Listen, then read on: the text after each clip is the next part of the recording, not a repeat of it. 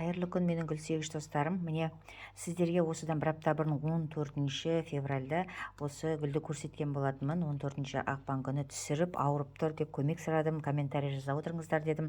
Мынау антуриум гүлім ауырып тұр. Сол антуриум гүліне мен янтарный кислотаны бір таблеткасын 1 литр суға езіп құйдым және қалған суменен жапырағын сүрттім. Міне 7 күнде осындай результат берді. Бұған дейін ауырып, бір жапырақта бермей ауырып тұрған гүл еді. Міне, новый жапырақ беріп жатыр. Бір жетіде мені осындай жапырақ берді.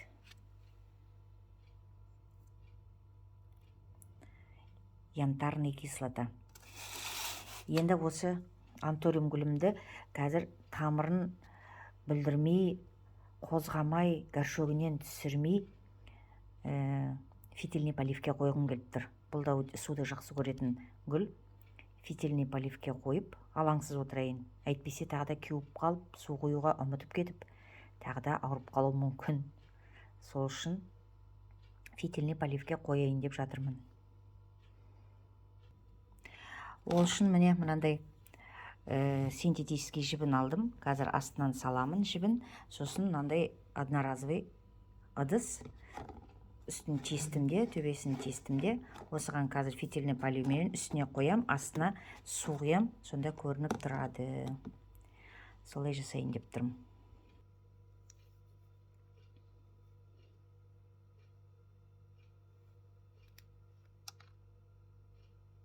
Мынандай етіп, ішіне тығып,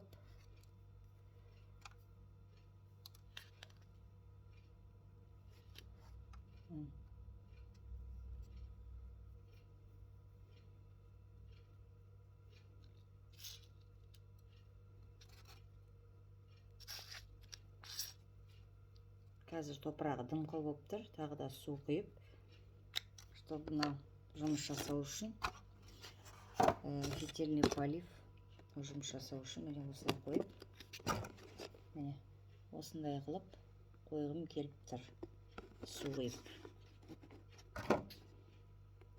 Так, қазір мен су құйайын.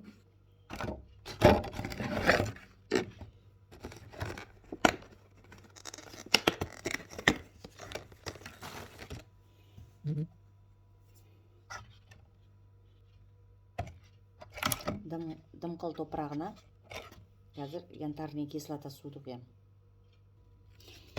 Бірінші 14-де мен сіздерге түсіріп көрсеткенде осы янтарный кислотаны бір таблеткасын 1 литр суға езіп, құйып, қалағанша құйып, қалғанын жаңағы ватный дискіменен жапырағын сүртіп 14 күні сөйтіп қойған болатынмын да. Енді міне қазір 7 күндік результатын сіздерге көрсетіп отырмын.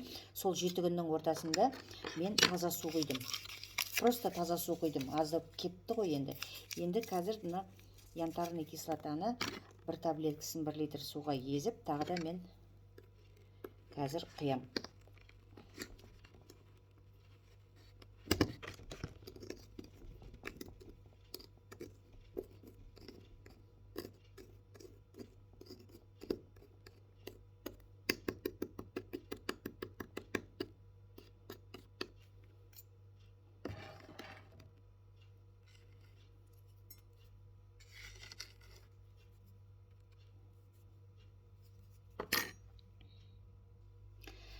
Так, бір таблеткасын 1 литр суға, значит, жарты таблеткасын менен 0,5 баклажкеге езіп, мен құйдым. 0,5 баклажкеге янтарный кислота. Міне енді мынаны астындағы фитилек жұмыс жасау үшін, міне осы суды құйып, мен қазір астына ағады.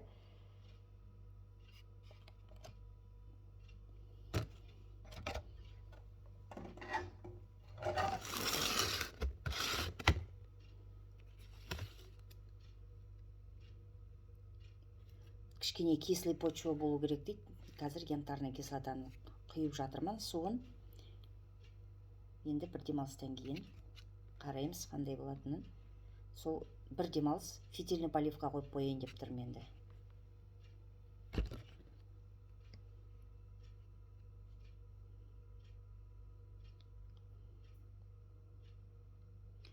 астынан әлі аққан жоқ. Вот міне астынан ағып жатыр. Міне фитиль жұмысына кіріскелі жатыр.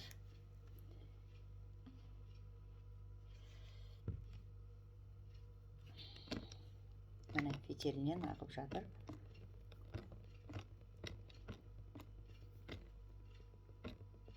Міне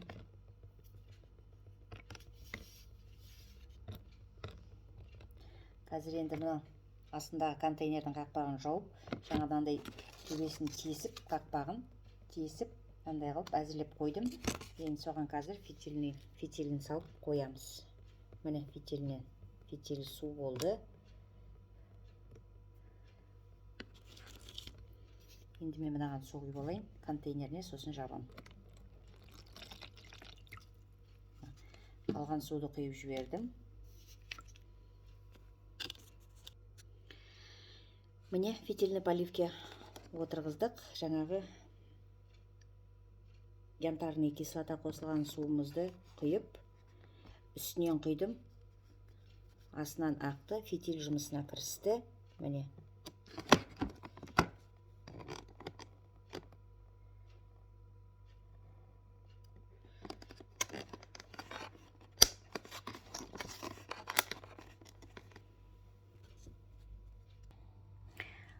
Міне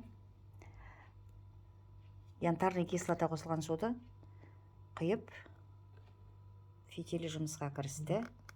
Осылай енді астынан су тартып тұрады. Міне астында жаңағы янтарный кислота қосылған суды құйып қойдым. Осы суды тартып енді тұрады. Енді бір демалыстан кейін кездесеміз. Бір демалыста қандай результат береді екен. Сау саламатта болыңыздар. Пока-пока. Келесі кездескенше заман тыныш болсын, амандықта жүздесейік.